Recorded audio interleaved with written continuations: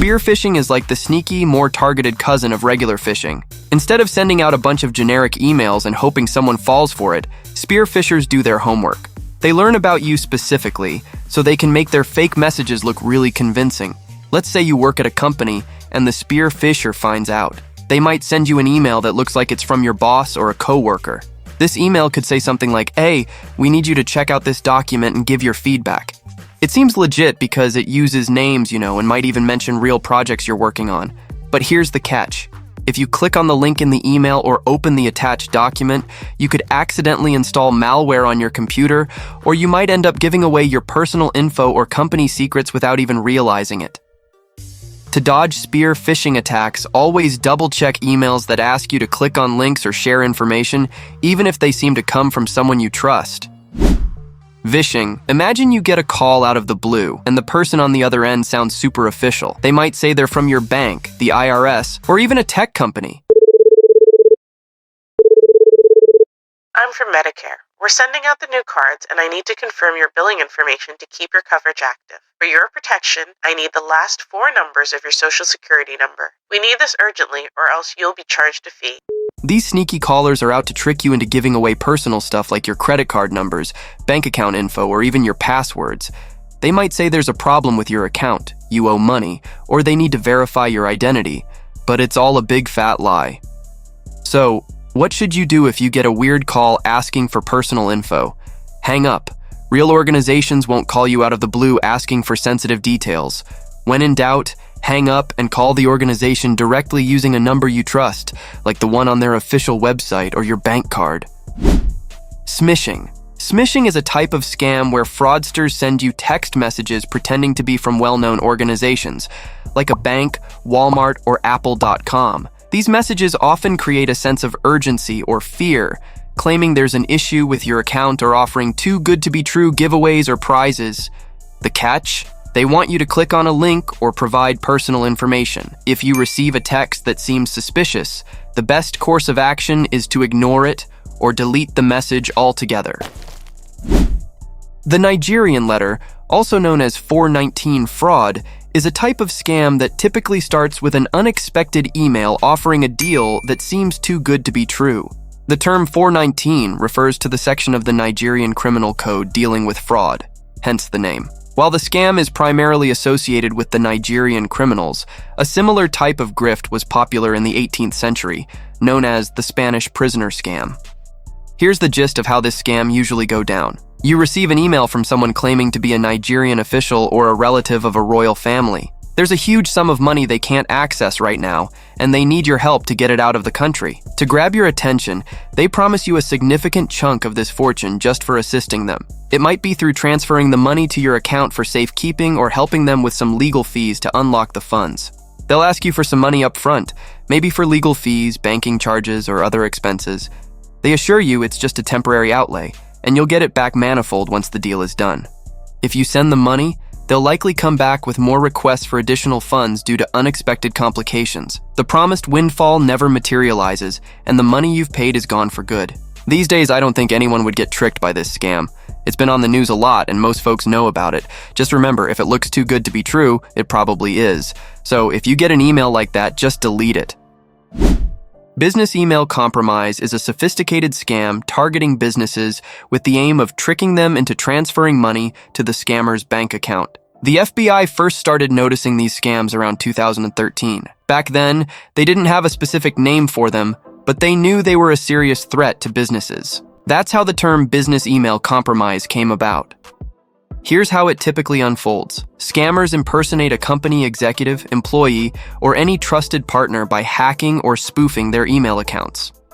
Then they send emails that appear legitimate, requesting urgent wire transfers or payment for fake invoices. The emails are crafted cleverly, often using information gathered from social media or company websites to make them seem authentic. For instance, a finance department employee might receive an email that looks like it's from the CEO, requesting an immediate transfer of funds to a specified account for a confidential deal. Believing the request is legitimate, the employee complies, inadvertently sending company funds to a scammer. To protect yourself from BEC, Be careful with the info you share online, like pet names, schools, family links, and your birthday. Scammers can use these to guess your password. Don't click links in unexpected emails asking to update your account info. Always double-check the sender's email address spelling in strange emails. Don't download attachments from people you don't know. Use two-factor authentication on your email accounts. Double-check money requests or changes to payment details by talking directly to the sender. Be extra careful with requests that ask you to act urgently. It's hard to imagine stepping out of the house without your phone. It practically runs your life. You use it to communicate, entertain yourself, manage your money, and so much more. But with all that convenience comes some drawbacks too. Typing out long texts on phones like a URL isn't always easy. That's where QR code comes in. A QR code is the square barcode you scan with your phone's camera to access a website, a restaurant menu, or make a payment quickly. When QR codes became popular, scammers saw an opportunity, leading to the rise of phishing. The term phishing is a portmanteau of QR code and phishing. Here's how it works. Scammers place a malicious QR code in public places, like on flyers, or send it via email or share it on social media, hoping you'll scan it. The code might promise a discount, a giveaway, or access to exclusive content. But once scanned, the QR code redirects you to a fraudulent website that can look deceptively legitimate, asking for personal and financial info. Or it might initiate the download of malware onto your device.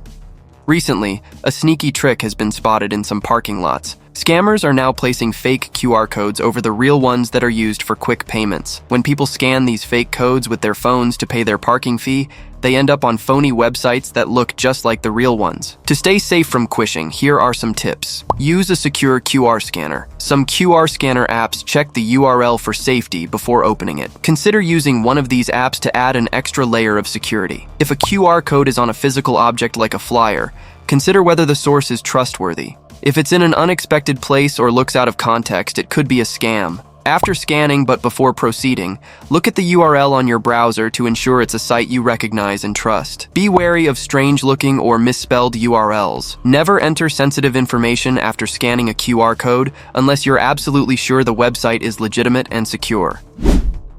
Angler phishing is a type of scam where cybercriminals impersonate customer service accounts on social media platforms to intercept and exploit interactions between businesses and their customers. Angler phishing is named after the anglerfish, which uses a luminous lure to attract prey, similar to how scammers lure their victims. Imagine you're having an issue with a service, like your internet or a product you bought online, and you go to social media to seek help or vent your frustration. Here's where the scammers come in. They create fake accounts on social media like Facebook, Twitter, and Instagram that look very similar to the real company's customer service account. They use the company's logo and name with just a slight difference that's easy to miss if you're not looking closely. When you post about your issue, these fake accounts quickly respond, offering to help you resolve the problem. They might ask you to click on a link, which could lead to a fake login page designed to steal your username and password. Or they could ask for personal details directly, like your account number, address, or payment information, pretending they need it to solve your issue. The effectiveness of angler phishing is attributed to several factors. Firstly, the delay in official customer support responses creates an opportunity for attackers. Secondly, the emotional state of frustrated customers can lead to a lapse in vigilance, making them more susceptible to these scams. Here's how you can protect yourself from angler phishing. Before interacting with any customer service account on social media, check if it's verified. Most platforms use a checkmark next to the name to show it's an official account. Check the account's username carefully for any unusual characters or misspellings. Also, look at the account's history, followers, and the type of content it posts to ensure it's legitimate. Legitimate customer service accounts will never ask for sensitive information in public or direct messages. They usually direct you to secure, official channels. If you encounter a fake customer service account, report it to the social media platform to help prevent others from falling victim to the scam.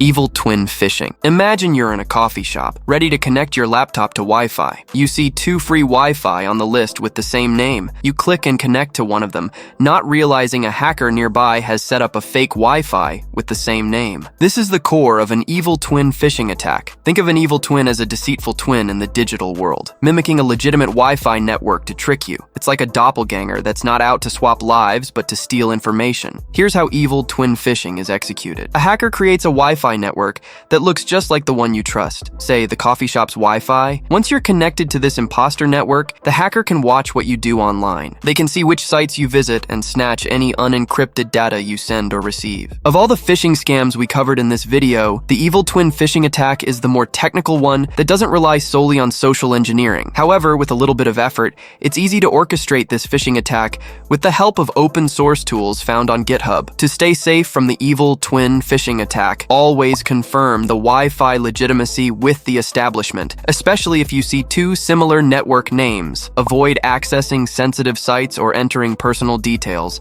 on public Wi-Fi. Use a VPN to add an extra layer of security while using public Wi-Fi.